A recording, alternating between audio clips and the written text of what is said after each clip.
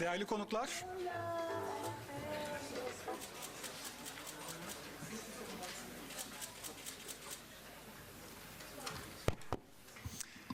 konuklar,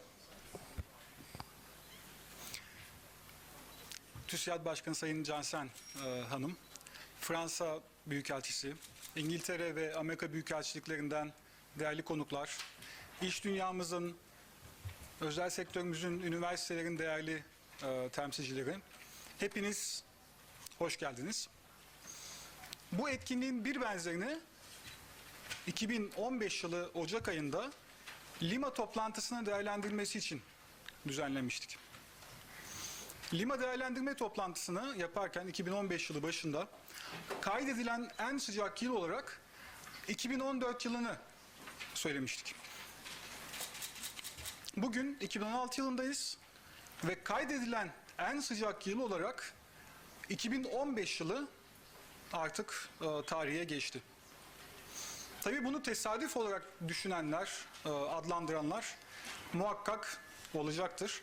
Ama uluslararası çalışmalara baktığımız zaman özellikle IPCC'nin yaptığı bilimsel çalışmalarda iklim değişikliğinin artık bilimsel bir gerçeklik olduğu net bir şekilde ortaya konulmuş bulunuyor. Ve bu ısınmanın birincil sorumlusu insanoğlu. Yani bu ısınma gezegenimizin faaliyetleri olağan yapısı sonucunda gelişen bir ısınma değil. Maalesef insanoğlunun yaptığı faaliyetlerin birebir sonucu. Bu gerçekleşen ısınma aynı zamanda aşırı iklim olayları dediğimiz yakıcı ve yıkıcı etkisi yüksek kuraklık, sel gibi istenmeyen iklim olaylarına sebep oluyor ve hem ekonomik hem de sosyal olarak geleceğimizi tehdit ediyor.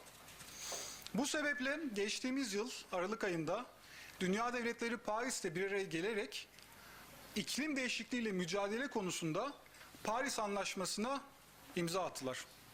Paris Anlaşması ile küresel ısınma 2,5 derecenin altında tutularak bu istenmeyen durumun engellenmesi için çalışma yapılması kararlaştırıldı. Paris Anlaşması daha önceki iklim anlaşmalarından farklı olarak hem gelişmiş ülkelere hem de gelişmekte olan ülkelere sorumluluk yüklüyor. Aynı zamanda iş dünyasına, bütün insanoğluna ve devletlere farklı yükümlülükler geliyor.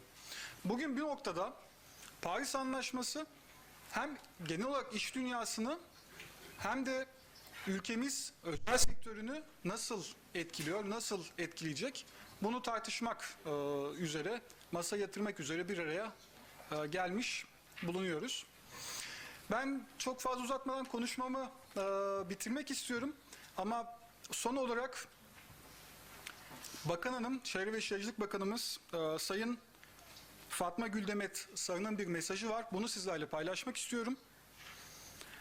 Programımın yoğunluğu nedeniyle nazik davetinize icabet edemiyorum. Şahsınızda tüm katılımcılarınıza ve misafirlerinize selam ve sevgilerimi sunuyorum. Kendisine de teşekkür ediyoruz. Bu etkinliğin gerçekleşmesine destek veren İngiltere ve Amerika Birleşik Devletleri Büyükelçiliklerine de ayrıca teşekkür ediyorum. Son olarak konuşmasını gerçekleştirmek üzere Sayın Cansen Başaran Hanım'ı kürsüye davet ediyorum.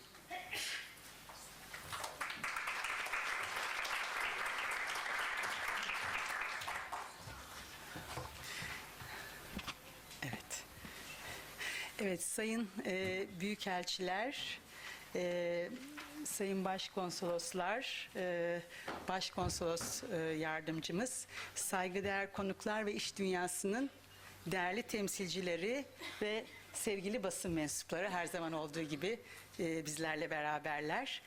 REK Türkiye ile birlikte ve İngiltere ve Amerika Birleşik Devletleri Büyükelçiliklerinin destekleriyle düzenlediğimiz bu yılki toplantımıza şahsım ve TÜSİAD Yönetim Kurulu adına hepinize hoş geldiniz diyorum.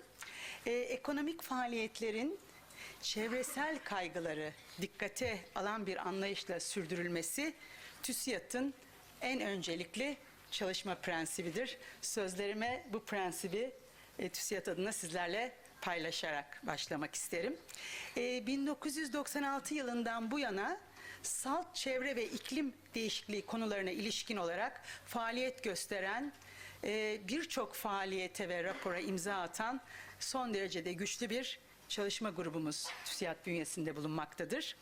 Yine bu anlayışla Dünya Sürdürülebilir Kalkınma İş Konseyi'nin Vizyon 2050 raporundan hareketle TÜSİAD'ın 40. yılında Sürdürülebilir Kalkınma Derneği ile birlikte Vizyon 2050 Türkiye raporumuzda da sürdürülebilir dünyaya nasıl ulaşabiliriz denkleminde iş dünyasının rolünü güçlü bir şekilde ele almış olduğumuzu bir kez de buradan hatırlatmak isterim. Son 2 yıldır iklim yatırımı fonları kapsamındaki Temiz Teknolojiler Fonu'nun gelişmekte olan ülkeler adına özel sektör gözlemci üyesiyiz. Ayrıca dünyanın en kapsamlı kurumsal sürdürülebilirlik platformu olan UN Global Compact'ın da Türkiye'deki sekreteryasını TİSK ile birlikte yürütüyoruz. Ayrıca geçen yıl hazırladığımız Gıda, Tarım ve Hayvancılık Rekabet Gücü raporumuzda olduğu gibi birçok çalışmamızda iklim değişikliğinin etkilerini ve alınması gereken önlemleri ele alıyoruz. REK Türkiye ile birlikte kurmuş olduğumuz TÜSİAD üyesi olmayan iş dünyası temsilcilerini de içeren iklim platformu 2008 yılından bu yana çalışmalarını sürdürüyor. Yine siz değerli paylaşımlarımızla her yıl Birleşmiş Milletler İklim Değişikliği Çerçeve Sözleşmesi Taraflar Konferansı'nın COP'un sonuçlarını düzenlediğimiz bu toplantılarda ele alıyoruz. Değerli konuklar, COP21'de üzerinde uzlaşılan anlaşma metni 2020 yılı sonrası için yeni bir iklim rejiminin çerçevesini son derece net bir şekilde çizdi. Birazdan sonuçlarını farklı boyutları ile tartışacağımız bu anlaşmanın gerek ekonomik gerekse çevresel yansımaları bakımından bir dönüm noktası olduğu düşüncesindeyiz. Biz de bu yılki toplantımızda bir ekonomik dönüşümün temellerini atan Paris Anlaşması'nı iş dünyasının gözüyle ve uygulama perspektifinden tartışmayı hedefliyoruz. Değerli konuklar, dünya baş döndürücü bir dönüşümün ve değişimin içinde. Tükenen doğal kaynaklar, sayısı giderek artan doğal afetler, farkındalık artmış olsa da ürkütücü boyutlara ulaşan yoksulluk, ekonomik faaliyetlerin çevresel ve sosyal açıdan artık mevcut biçimiyle sürdürülemez olduğunu hepimize çok net bir şekilde gösteriyor. Büyüme, yaşam kalitesi ve iklimin korunması hedeflerinde dengeyi maalesef sağlayamadık. Ve maalesef küresel ısınma yaşam alanımızı ve temel yaşam kaynaklarımızı tehdit eder boyutlarda. Son 50 yılda ortalama sıcaklık artışının 1 santigrat dereceye yaklaştığı dünyamızda 2,7 milyar insan su sıkıntısı yaşıyor ve bu sayının çok daha artacağını biliyoruz. Son 20 yılda çoğunluğu iklim değişikliği nedeniyle gerçekleşen doğal afetlerin yol açtığı zarar 2,3 trilyon doları buldu. Bu afetler nedeniyle bir yılda göç eden insan sayısı 22 milyonu aşmış durumda. İklim değişikliği sorununun temel nedeni olan sera gazı emisyonları tarihteki en yüksek seviyeye ulaşmış durumda. Nitekim Dünya Ekonomik Forumu tarafından yapılan küresel risk araştırmasında iklim değişikliği önümüzdeki 10 yıl içinde kitlesel imha silahlarından daha da önemli bir tehdit olarak 1. sırada konumlandırıldı. Bu aslında kendi içinde çok güçlü bir risk alertı diyebiliriz. Geçen yıl bu konuların küresel ölçekte ve en üst seviyede çok çeşitli zirvelerde dillendirildiğine şahit olduk. Bu güzel bir gelişme. 1000 yıl kalkınma hedefleri yerini sürdürülebilir kalkınma hedeflerine bıraktı.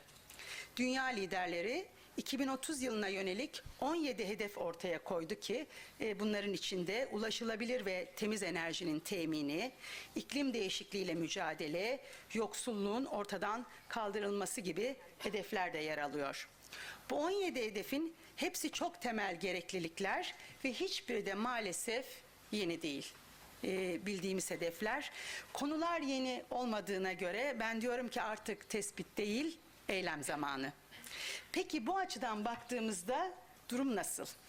Geçen sene OECD ülkelerinin bu 17 hedef ve seçilen 34 gösterge çerçevesindeki performansları bir çalışmayla değerlendirildi. Çalışmaya göre maalesef dünyanın en zengin ülkeleri bile hedefler için tam olarak hazır değil.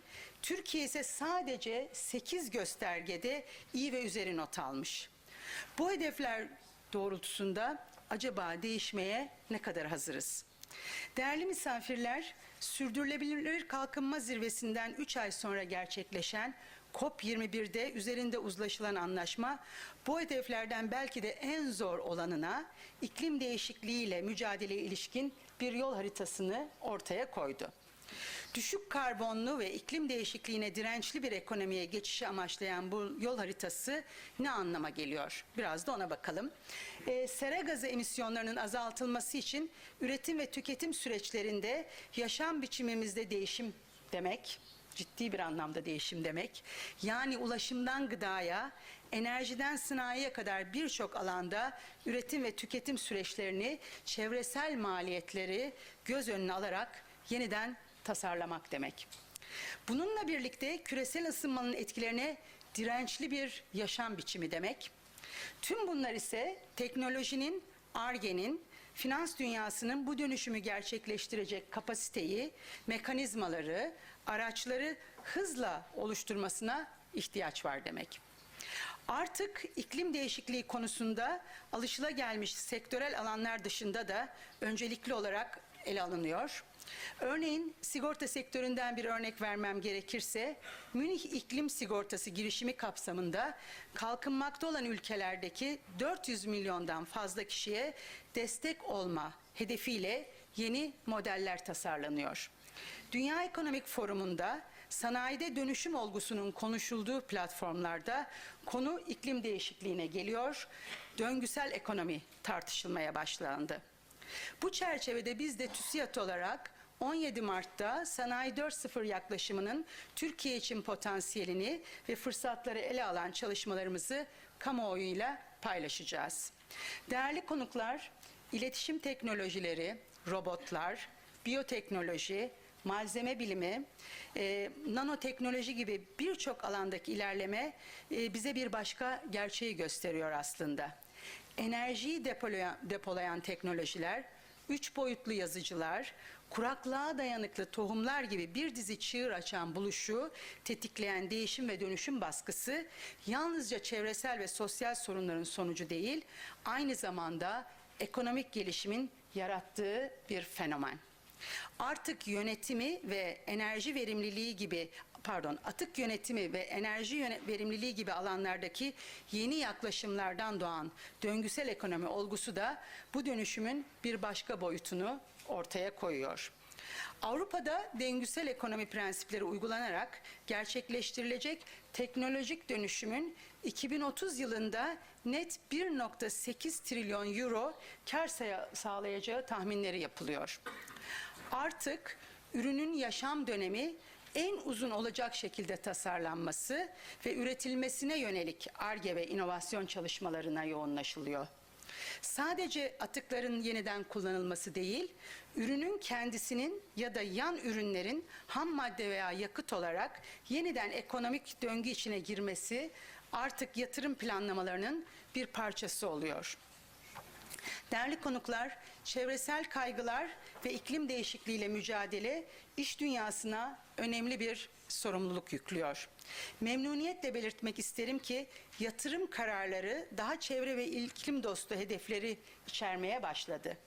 Ar-Ge ve inovasyon faaliyetlerinin mevzuatta yapılan son iyileştirmelerle bu çabalara önemli katkılar sağlayacağına inanıyoruz. Bununla birlikte çoğunluğunun özel sektör tarafından yapılması öngörülen düşük karbonlu ve yüksek verimli teknoloji yatırımları için öngörülebilirlik ve politikalarda uyum ihtiyacı önemli vurgulanması gereken bir konu olmaya devam ediyor. Konuşmamın başında TÜSİAD olarak iklim değişikliğiyle mücadele konusunu birincil önemdeki konular arasında gördüğümüzü çok açıkça ifade ettim.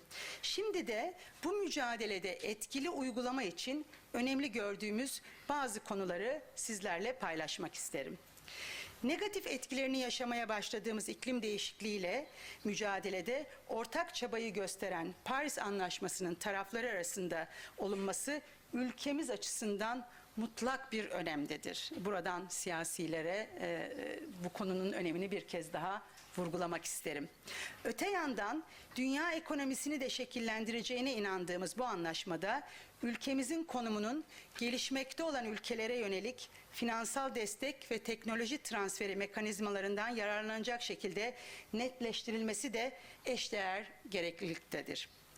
Bunu mümkün kılacak adımların uluslararası platformlarda ivedilikle ve kararlılıkla atılacağını düşünüyoruz. COP21 dönem başkanı Fransa'nın bu yönde desteğini sürdürmesini bekliyoruz. Öte yandan ulusal düzeyde iklim değişikliğiyle mücadeleye yönelik tüm plan ve politikaların bir an önce net bir şekilde tariflenmesi gerektiğine inanıyoruz. Bu süreçte çevresel, ekonomik ve sektörel hedeflerin bütüncül bir anlayışla ve birbirini tamamlar şekilde ele alınmasını, etkili uygulamayı mümkün kılacak regülasyonların ve altyapının uyumlu bir takvimleme yapılarak hayata geçirilmesini, uygun finansman mekanizmalarının eş zamanlı tasarlanmasını önemli görüyoruz. İklim değişikliği ulusal eylem planının gözden geçirilmesi bu kapsamda bir ilk adım olacaktır. Bu politikalar dahilinde sanayide enerji verimliliğini artırmaya ve yeni teknolojileri geliştirmeye yönelik yatırımların teşvik edilmesi öncelikli olmalıdır. Bu anlayışla Ar-Ge ve inovasyon vizyonumuz düşük karbon ekonomisini de merkeze alacak şekilde geliştirilmelidir. Benim telefonum değil herhalde, değil. Benimki mi? Peki. İkisi de sessizde diyebiliyorum ama hoş bir şey oldu. Evet. Bu anlayışla Ar-Ge ve inovasyon vizyonumuz düşük karbon ekonomisini de merkeze alacak şekilde geliştirilmelidir. Elektrik piyasalarının verimliliği özendirecek bir yapıya kavuşturulması için ilave tedbirler mutlaka alınmalıdır diye düşünüyoruz. Evet, yenilebilir enerji kaynakları potansiyelimizin kullanılmasına yönelik son yıllarda sağlanan ivme artarak devam ettirilmelidir. Biz de TÜSİAD olarak iklim değişikliği ile mücadeleye yönelik politikaları oluşturma sürecindeki çalışmalara katkı sağlamak üzere piyasa temelli ve düzenleyici araçları maliyet ve etkinlik açısından ele alacak bir projeyi bu sene başlatıyoruz. TÜSİAD'ın 45. yılında gerçekleştireceğimiz bu projemizle politika yapıcılara sunacağımız önemli bir etki değerlendirme çalışmasını gerçekleştirmeye hedefliyoruz. Biraz sonra konuk konuşmacılarımız ve panelistlerimiz anlaşmanın içeriğini farklı yönleriyle ve çok etraflıca ele alacaklar.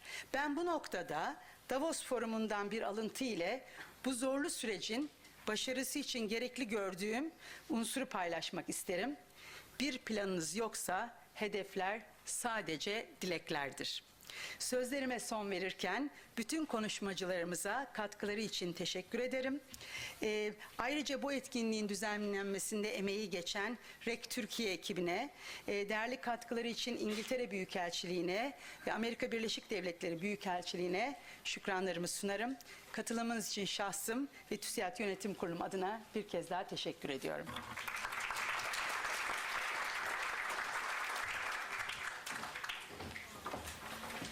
Değerli katılımcılarımız, konuşmasını yapmak üzere İngiltere Başkonsolos Yardımcısı Rafe kürsüye davet ediyoruz.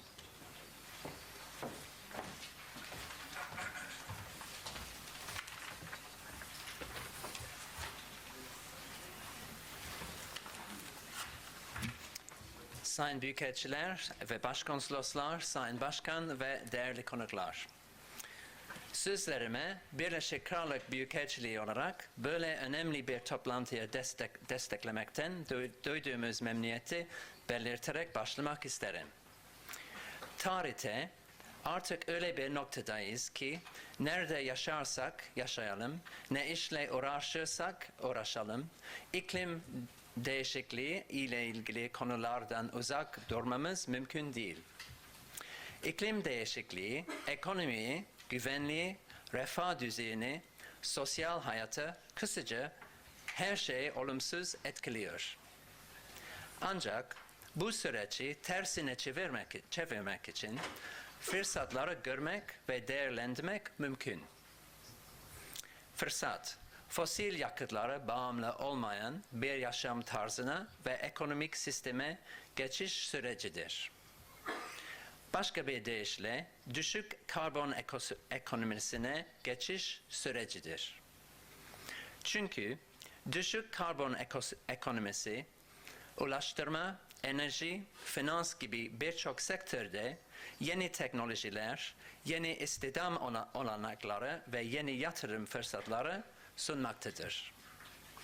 Kısaca düşük karbon ekonomisini, yeni pazar fırsatları ve mevcut pazarlarda verimlilik artışıdır. Bildiğiniz üzere Paris'te gerçekleştirilen Birleşmiş Milletler İklim Zirvesi'nde ülkeler düşük karbon ekonomisini konusunda küresel işbirliğinin temelini attılar. Bazıları Paris sürecine başarılı buldu. Bazıları ise eksikleri olduğunu düşünüyor. Peki biz Birleşik Krallık olarak Paris sürecini nasıl görüyoruz? Bizler Paris Anlaşması'nın sürdürülebilir ve düşük karbonlu bir gelecek için önemli bir dönüm noktası olarak görüyoruz ve destekliyoruz. Paris Anlaşması'nın başarısının bundan sonraki süreçte hem kamunun hem de özel sektörünün işbirliğine bağlı olduğunu düşünüyoruz. Bu bağlamda kendi kapasitemizi değerlendirmek ve yapmamız gerekenleri netleştirmek için çalışıyoruz. Bildiğiniz gibi düşük karbon ekonomisi konusunda Birleşik Krallık kapsamlı bilgi, deneyim ve teknolojiye sahip. Ve bu sektör ülke ekonomisinde önemli bir yer tutuyor. Örneğin Birleşik Krallık'ta düşük karbon ve çevre sektörü 2011 verilerine göre yaklaşık 1 milyon kişiye iş olanağı sağlamıştır. Ülke ekonomisine de 122 milyar poundluk katkı sağlamamıştır. Yani gayri safi milli hasılamızın yaklaşık %7'si. Ve yaklaşık 12 milyar poundluk ithalat gerçekleşmiştir. İngiltere'nin deneyimi, nükleer ve rüzgar gibi temiz enerji üretim ve iletim teknolojilerini, karbon ticareti ve finansal hizmetleri, sürdürülebilir kentler ve ulaşım gibi pek çok alanı kapsar. Şu anki önceliğimiz, Birleşik Krallığı'nın bu kapasitesini daha ileri götürmek ve diğer ülkelere paylaşmak için yapılması gerekenleri belirlemek. Diğer taraf ülkelerinde süreci kendilerini acılarından değerlendirmelerinin ve kendi yol haritalarını çıkarmalarının tam zamanı olduğunu düşünüyoruz. O bakımdan bu toplantıya Türkiye'nin durum değerlendirme toplantısına katkı vermiş olmaktan memnuniyet duyuyoruz. Türkiye'yi azaltım hedefine ulaşması sürecinde desteklemeye devam edeceğimizi belirtmek isterim. Bildiğiniz üzere desteğimizin en somut aracı Birleşik Krallık Refah Fonu'dur. Bu fırsatla sizlerle Refah Fonu'nun yeniden yapılandırdığımız haberini paylaşmak isterim. Fonunun bütçesini artırdık ve düşük karbon ekonomisini başlıca destek alanları arasında tanımladık. Önümüzdeki günlerde proje tekliflerini almaya başlayacağız. Böylece önümüzdeki dönemde Türkiye'de özel sektörün ve kamunun düşük karbon ekonomisine geçişini kolaylaştıracak daha büyük projeler destekleyebileceğiz. Ve umarız ki bu ve benzeri toplantılar sonucunda netleşecek politikalarının hayata geçirilmesini kolaylaştırma fırsatımız olacak. Herkese çok teşekkür ederim.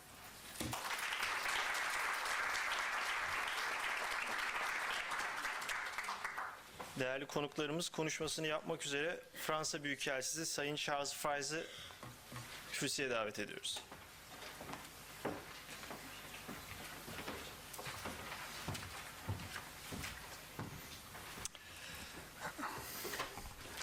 Madame la Présidente, dear colleagues, dear members of the business community, ladies and gentlemen, I'm very glad to be with you this afternoon, and I'd like to thank TÜSİAD and the British and the American embassies for having invited me as a French representative of the COP22 presidency. It's always a great pleasure for me to talk about the Paris summit. Indeed, if 2015 was a sad year with several terrorist attacks, particularly in France and Turkey, the COP21 gave us some hope. 195 countries were able to reach an ambitious agreement to tackle together the most important challenge of the 21st century. The Paris Agreement last December was a historic achievement. It is now necessary to sustain this momentum and accelerate the transformation of our economies towards low carbon and resilient societies. 2016 will therefore be as important as 2015. 2015 was the year of negotiation and mobilization. 2016 should be the year of action and implementation. There is a lot of work, and we must use wisely the months ahead of us to build upon the Paris dynamic. The first step is that we have to sign and ratify as soon as possible this agreement. The signature ceremony of the agreement will take place in New York on April the 22nd. We invite every country to participate at the highest political level to confirm the political will behind the Paris Agreement and to initiate their ratification process as soon as possible. I remind you that this agreement will enter into force after the ratification by 55 countries representing at least 55% of world greenhouse gas emission.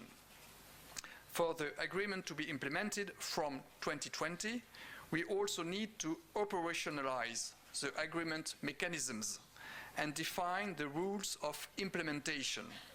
I have in mind two examples: the transparency framework to monitor actions and support, and the principle of assessing the collective efforts every 5 years with the national contributions, what we call the INDCs. The second step will be in May in Germany, when the Bonn session will bring all parties together for the first time since the COP and will launch the implementation work. The Paris Agreement sent to businesses, investors, local governments and citizens the strong signal they were waiting for in order to strengthen their commitments towards low-carbon economy. In December, more than 800 stakeholders, major cities, regions, companies, investors from around the globe promised to quickly and effectively help implement the Paris Pledge for Action and accelerate the changes needed to meet the climate change challenge. Initiated projects must be implemented as soon as possible, and new initiatives from all sectors must emerge and be supported. The mobilization of the private sector will contribute to the necessary reduction in emissions by 2020 and play a central role in strengthening our collective ambition. Financial flows must be gradually redirected from high-emitting sectors, especially the fossil fuel industry, towards the low-carbon economy, so that the cost of clean technologies goes down. These actions will in turn change the technological and financial conditions that will make it possible for governments to develop meaningful climate policies and present each time more ambitious national contributions. Our official presidency has just started. Throughout the year, we will maintain an open dialogue with parties and between parties to set the necessary implementation work on the right track. Following the excellent cooperation we had with Peru until the very end, we will work closely with the incoming Moroccan presidency towards COP22, which will take place in Marrakesh at the end of November. I'd like now to say a word on the cooperation between France and Turkey in the field of climate change. France and Turkey worked very well together before the Antalya and the Paris summits. Our Turkish partners were and are still involved to tackle climate change and implement concrete actions. They presented their INDC with a target to reduce by 21% their CO2 emissions. They also accepted to add a paragraph on climate at the G20 summit in Antalya 2 weeks before the COP21, which sent a strong signal for a positive outcome in Paris. In Paris, the negotiations were tough until the last minute, but we finally reached an ambitious agreement. As I said, the Paris Agreement is just the beginning of a process. Therefore, we continue to work closely with our Turkish partners on climate change. We had, for instance, a meeting last week at the Turkish Ministry of Foreign Affairs to talk about the next steps. We want, for instance, to prepare the Bonn session as early as possible to be able to answer Turkey's specific requests and expectations, especially regarding the financing and the technology transfer issues. I would also like to underline that we implement a lot of bilateral projects related to the environment issues in Turkey. The Regional Economic Service of the French Embassy is in charge of developing our bilateral cooperation between the French Ministry of Environment and its counterpart in Turkey. Many events were organized in 2015. In 2016, we would like to deepen our cooperation in several fields, particularly in the water sector, urban planning, and recycling. In addition, the French Agency for Development is today a major and innovative actor in international climate finance. Let me give you some examples of its action in Turkey. In 2009, AFD Group launched its Turkey Climate Program. This program, which amount has reached 350 million euros, aimed at contributing to the fight against climate change by supporting investments of SMEs in energy efficiency and renewable energy.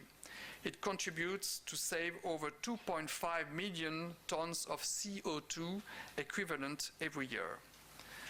Second example, between 2011 and 2015, AFD granted 300 million euros to the Turkish authorities to finance activities in reforestation, rehabilitation of degraded forests, fight against erosion and forest fires. Finally, AFD is also very committed in supporting a sustainable urban development in Turkey. In particular, the cooperation with Istanbul and Izmir municipalities has led to finance part of the Istanbul metro network and to support the upgrading of the Izmir maritime transport network, the construction of 2 new tram lines, and the extension of its subway network. With all these projects, which have a significant impact in terms of carbon emissions reduction and fight against climate change, I wanted to highlight the dynamic cooperation between France and Turkey. We want to strengthen this bilateral cooperation, especially within the framework of the French presidency of the COP21, and increase the number of projects implemented on environmental issues in Turkey in the future. Thank you for your attention.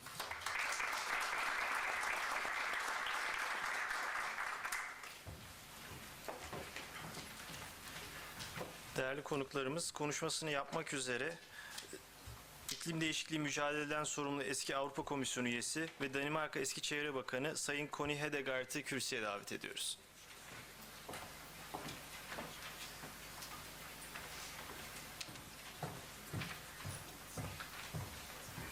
Thank you very much, and thank you to the organizers for inviting me to address you this afternoon. Ambassadors, Excellencies, ladies and gentlemen, can I first pay respect to the very well carried out COP presidency from the French government.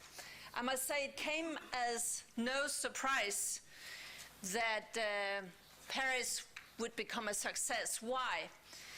Because the president of the COP, Foreign Minister Laurent Fabius, already some years back, when it dawned on him that he was going to preside over this COP, then he said already in 2013, I've started to understand that it's a very, very important conference there in 2015. I understand that it is the future of the planet that is at stake.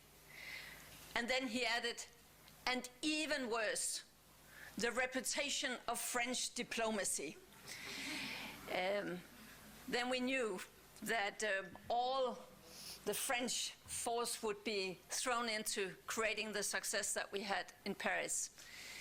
But of course also it helped a lot that for the first time ever we saw a global stop to what I call the after-user game, where, to put it bluntly, China has been waiting for the Americans to move, the Americans have been waiting for China to move, everybody has been waiting for somebody else to move.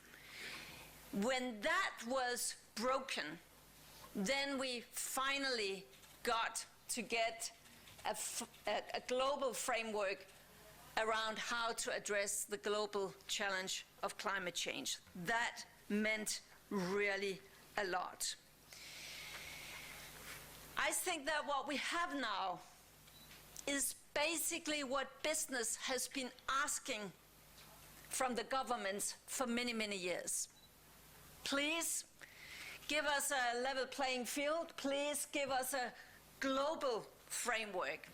Everybody must be part of the effort. It's a global challenge. The effort must also be global. And I think that what Paris gave us now is a direction. As we have already heard many times this afternoon, how big a success Paris will be, we don't know yet.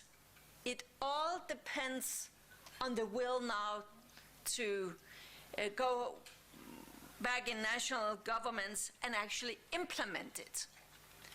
We've heard had the direction set.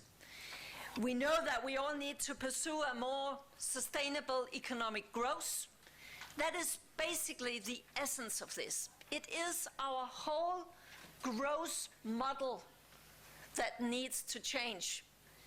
We need to integrate environmental considerations, climate considerations with our growth needs. Is that easy? Definitely not. It is needed and it is urgent. And I think that we have some examples around the planet that we can see that although it's difficult, it is actually doable. What we really need is a new energy efficient, resource efficient way of creating the still more growth that we need on planet Earth.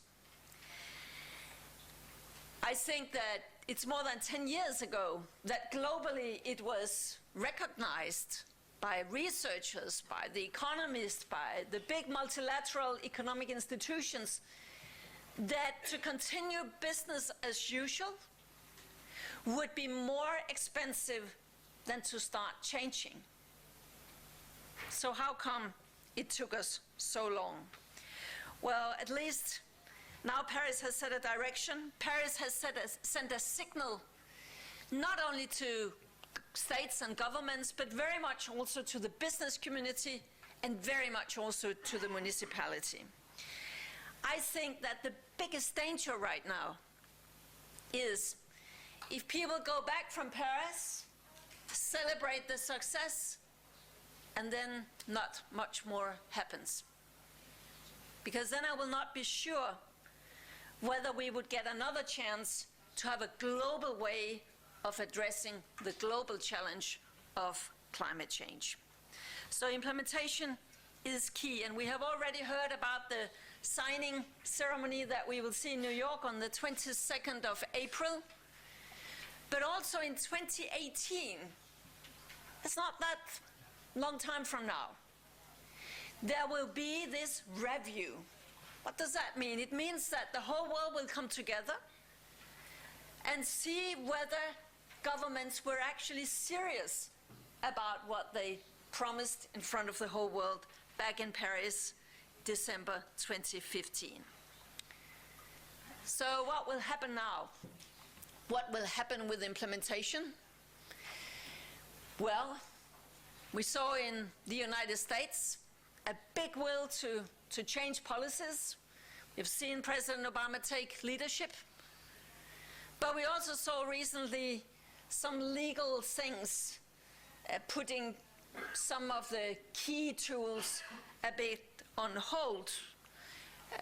I understand from the American sources it's maybe not a very serious blow, but still it's holding back things a little.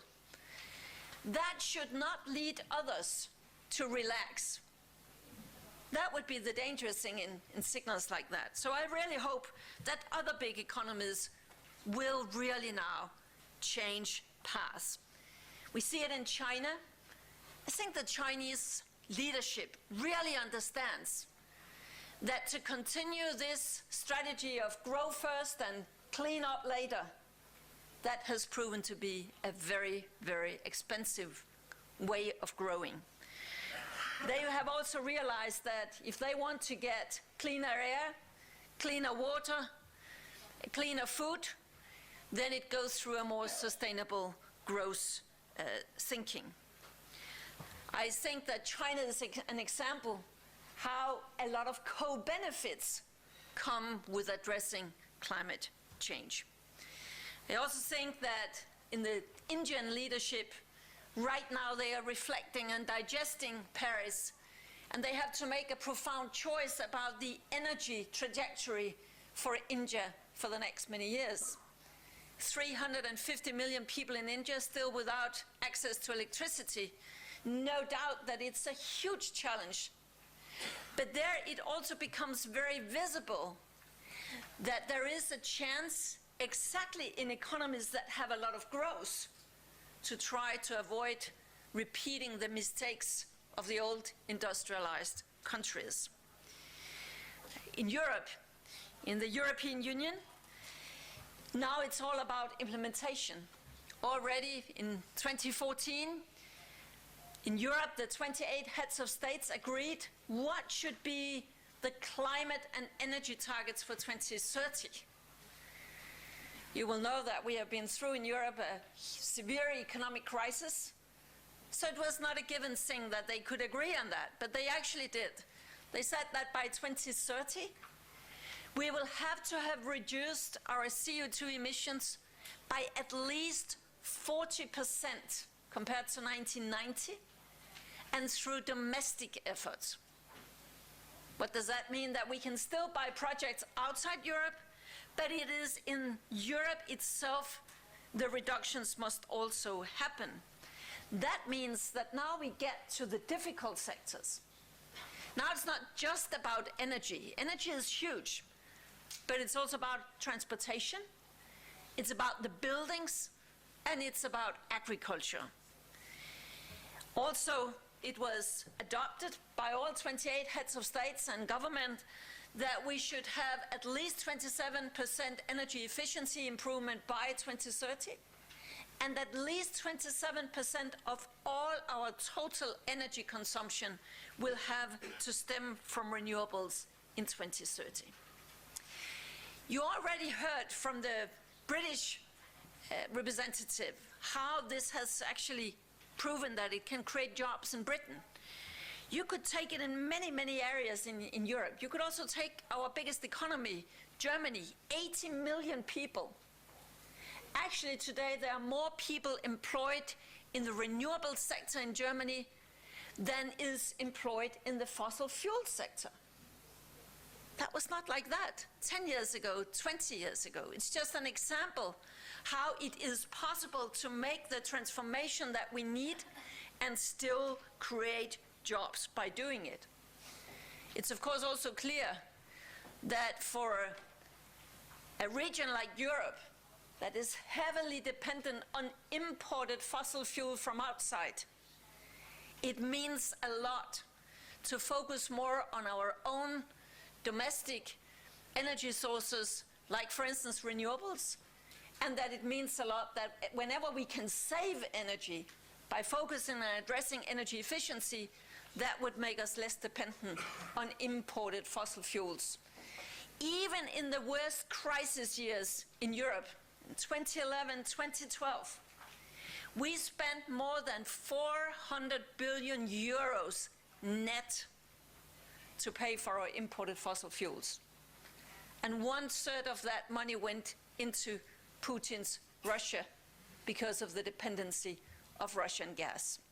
I know that there are some similar concerns to address in Turkey. So now in Europe, we are pursuing this energy union plan. We must have, it's not enough just to have these nice targets.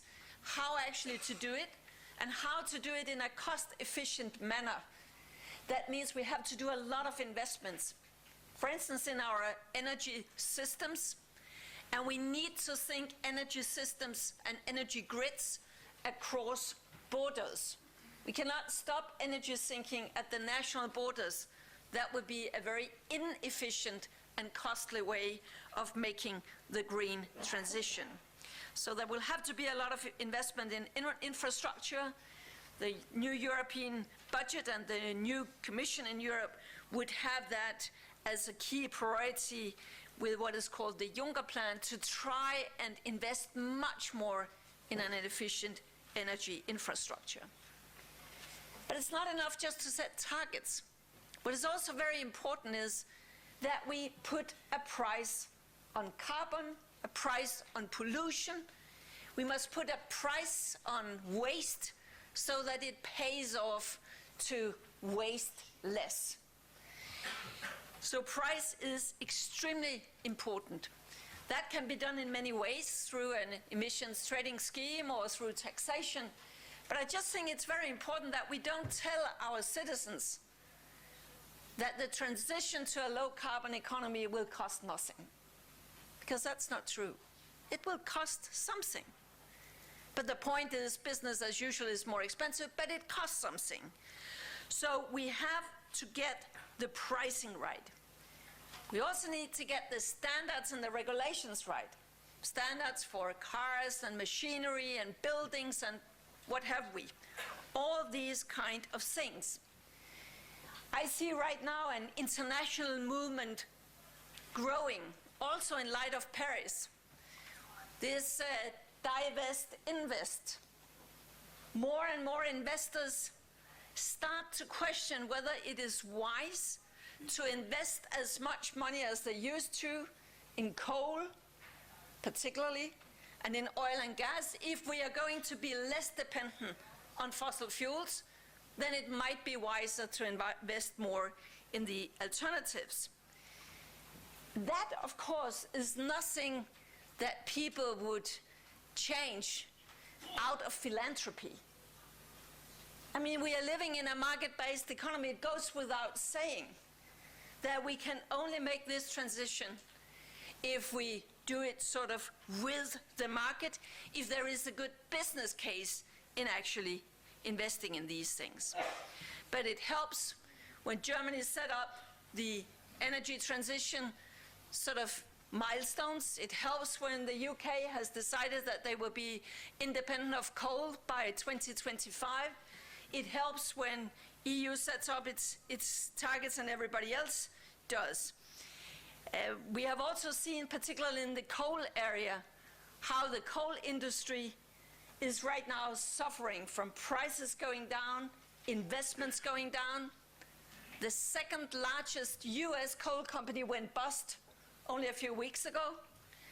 And the largest, if you invested $1,000 in Peabody coal back in 2011, then today you could count what you have left on one hand.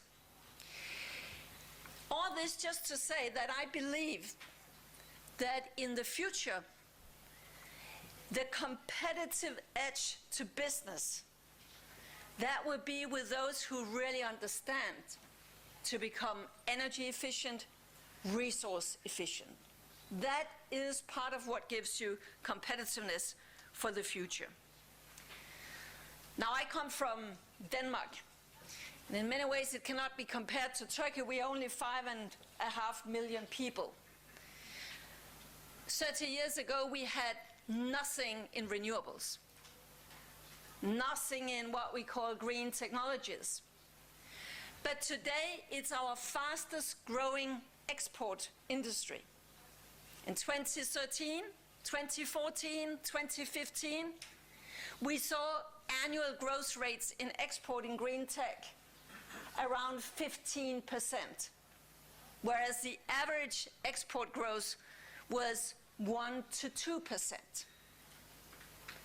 So green jobs, jobs in the efficiency sector and the renewable sector, is actually adding to job growth. It's not a theory, it's actually what is happening.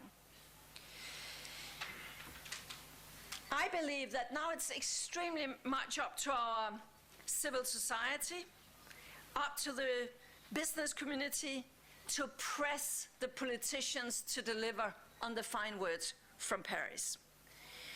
It's up to science also to come up with new solutions. And I think that we really need to grasp how it takes all parts of societies to deliver on the big promises from Paris. I mean, when this is happening so slow, it's of course not because politicians are evil or stupid people. First, it's because there are really many challenging things on their plate for the time being. But it's also because this transition is extremely difficult to make. It is complex. And you know, we have structured our societies very much in silos. Somebody takes care of agriculture there, and the ministry takes care of it. You know, silos in ministry, in administration, in business. One issue, one issue, one issue, one issue. But the challenge is that we need cross-cutting thinking in order to handle this transformation.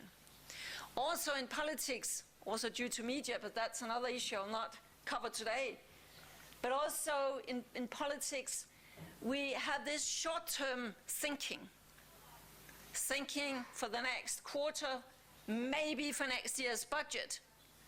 But it's extremely challenging to make decisions for the long term and for the next generation. But I think that it is exactly what climate change is all about. We need, when we decide where to invest, what to do, what not to do, to think for the longer term already now. I also think that we need to try to discuss what is real growth. we have a way of measuring what is gross. It's called GDP. But maybe it's not enough with the traditional old way of thinking GDP. Maybe we should also sort of think a bit more on the qualitative aspects of growth. Maybe we should move from a linear kind of growth and consumption, you know, produce, consume, throw away, to a more circular way where we reuse and recycle and renew resources. I think that a whole new paradigm is on its way. And I believe it's really, really a chance, not the least for those who are planning new energy systems, planning new waste handling systems, you know, planning new big cities expanding. In a way, it's much easier than in, for instance, old Europe, where you do not grow that much as we see in more growing economies. I think that we have to have climate integrated into the way we think our budgets. When we think what is expensive, what is not expensive, what is the right thing to invest in, what is not the right thing to invest in. Climate, environment, the green transition must be part of that. And just to be clear, this is not just something that you would hear from, you know, a politician or an NGO. This is the kind of thinking that today would come out of the OECD, the World Bank, the International Energy Agency, you know, all the key economic institutions because they have realized how expensive it is if we don't get this right. Just to wrap up, I think that with Paris now, we have the framework. And we have the certainty that we have lacked so far, that our competitors also have to do something. In other words, Paris has removed the excuses for not changing. Paris has removed the excuses for inactions. All governments said in Paris that they now understood, some of us would say finally, that they now understood that business as usual isn't an option, that climate change is a real threat. Now we have this international framework created like a hybrid, meaning it's not sort of a top-down, you must do this, you must do that. And it's not purely a bottom-up, do whatever you think, but it's something in between where we all sort of tell the others, I will do my fair share. In a way, I understand very well if politicians would say, oh my goodness. They are talking about environment and climate, while in Europe and in Turkey we have security conflicts, we have lots of immigrants that we have to find out how to address that. So I understand that it would be tempting to say, can't this wait just a bit? Now the problem is, it has been waiting for quite some time. And the irony is that maybe what we are seeing now, internationally, geostrategically, is not totally unrelated to climate change. And that is what we need to understand. And I will wrap up in just a moment. I'll just give you this one example with Syria. What happened in Syria before the civil war? Well, in 2007, a historic drought started. And it continued into 2008, continued into 2009. It continued into 2010. It was so severe that 1.5 million people in Syria left the rural areas to go to the cities. The cities that had already more than enough to do to absorb the refugees from the Iraqi wars. And of course we know that there was the rule that is still there. So there were many reasons why there was a civil war. But it's important to understand that climate change was what the security establishments, for instance in NATO and in Pentagon, would call a threat multiplier. Climate change makes other challenges even worse.